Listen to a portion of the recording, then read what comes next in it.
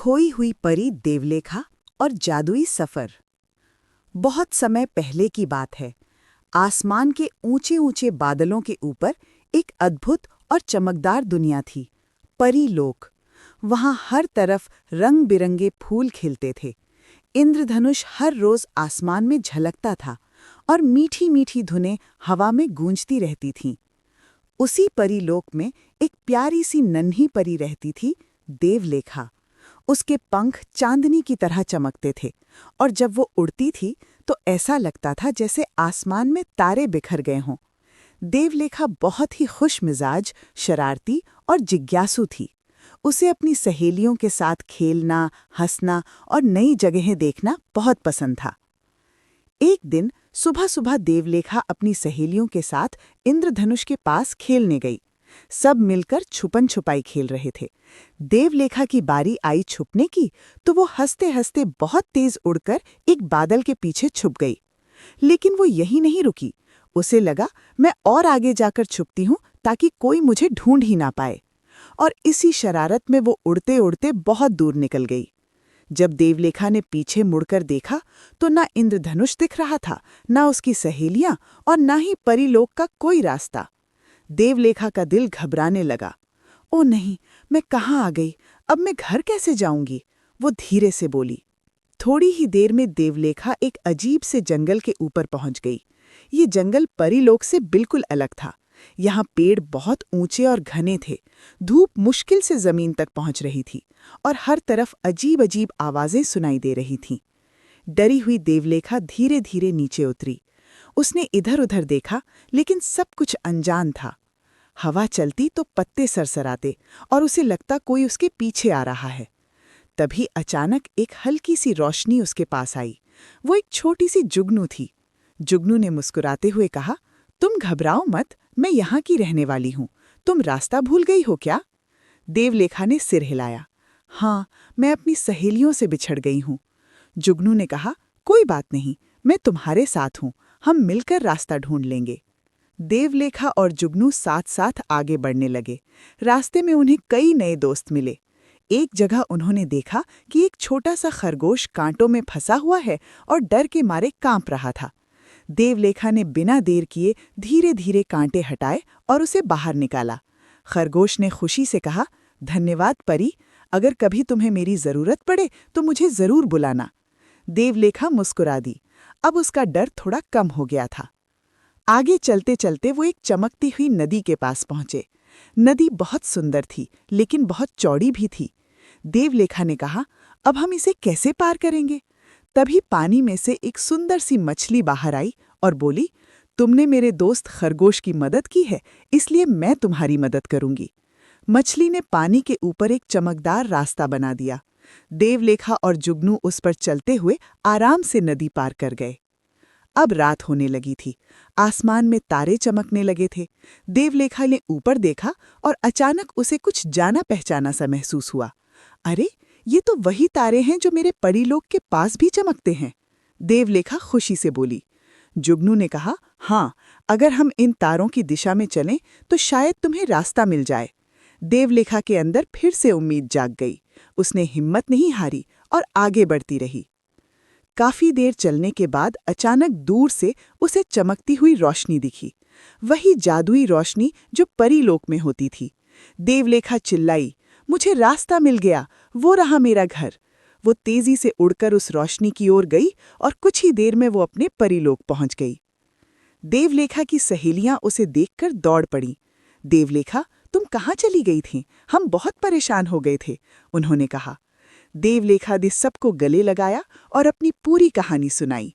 जंगल, जुगनू, खरगोश, मछली, सबके बारे में। सभी परियां उसकी हिम्मत और दयालुता की तारीफ करने लगीं।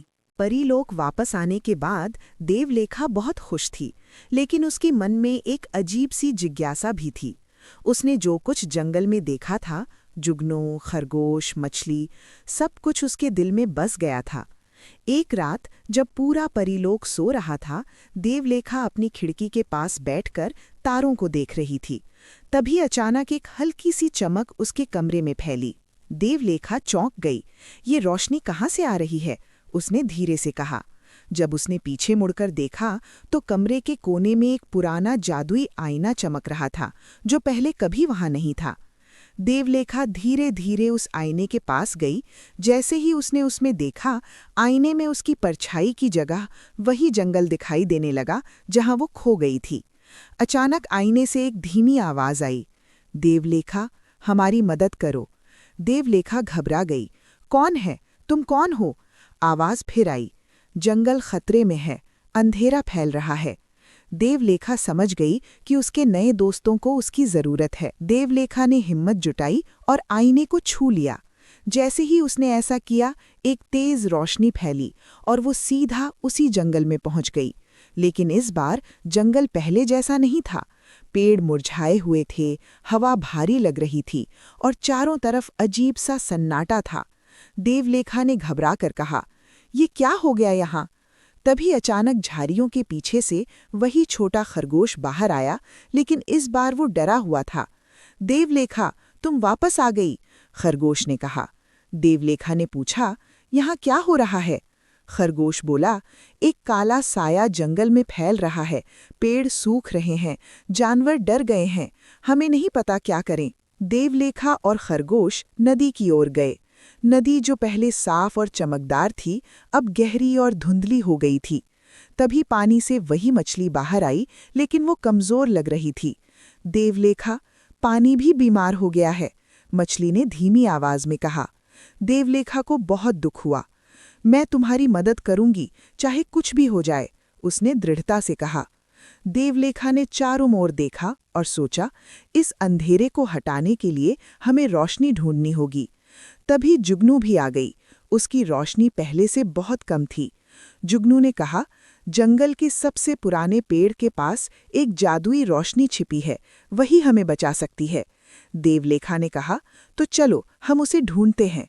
सभी मिलकर जंगल के सबसे पुराने और विशाल पेड़ के पास पहुंचे। वो पेड़ बहुत कमजोर लग रहा था, जैसे उसकी ताकत खत्म हो रही हो। देवलेखा ने धीरे से उस पेड़ को छुआ। तभी पेड़ के अंदर से हल्की सी चमक निकली। एक धीमी आवाज आई, देवलेखा, इस जंगल की रोशनी तुम्हारे दिल में है। देवलेखा हैरान हो गई, मेरे दिल में? देवलेखा ने अपनी आंखें बंद कीं और अपने दोस्तों के बारे में सोचा, जुगनू, खरगोश, मछली और अपने परीलोक के बारे में। उसके दिल से एक तेज सुनहरी रोशनी निकलने लगी। वो रोशनी धीरे धीरे पूरे जंगल में फैल गई।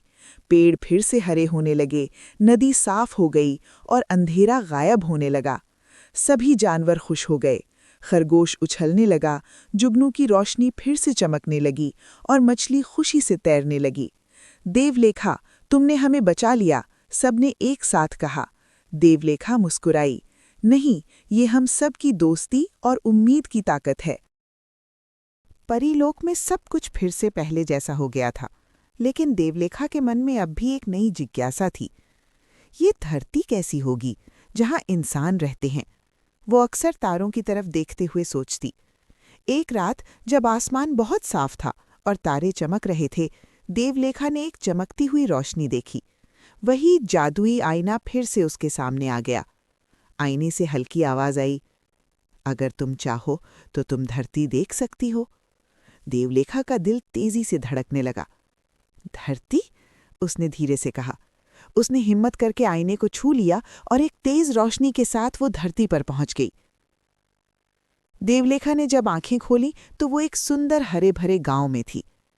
चारों तरफ पेड़, खेत, पक्षियों की आवाज, सब कुछ अलग था, लेकिन बहुत सुंदर।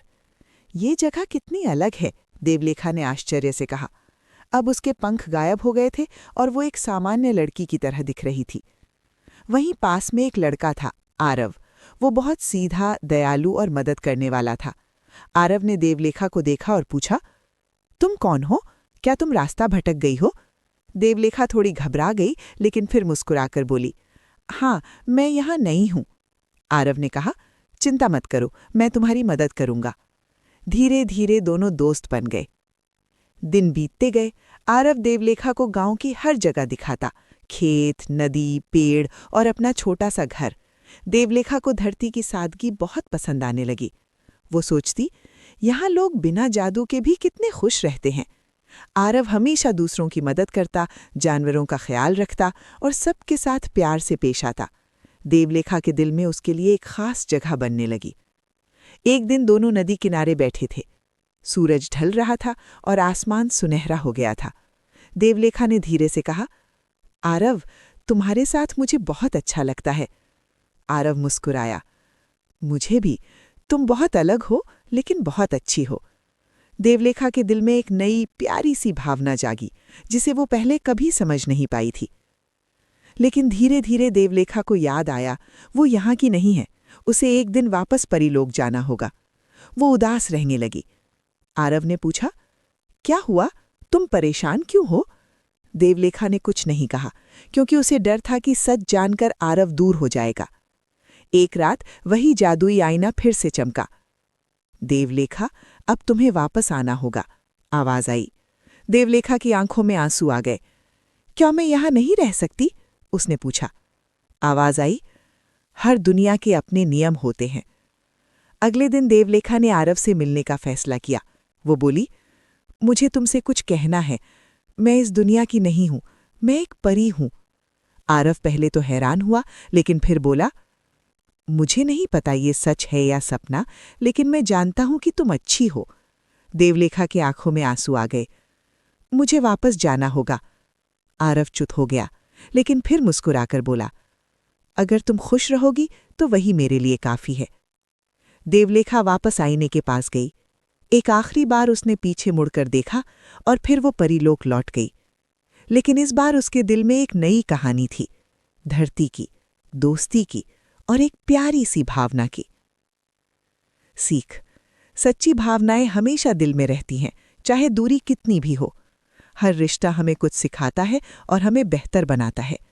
कभी कभी अलविदा भी जरूरी होता है, ताकि यादें हमेशा खूबसूरत बनी रहें।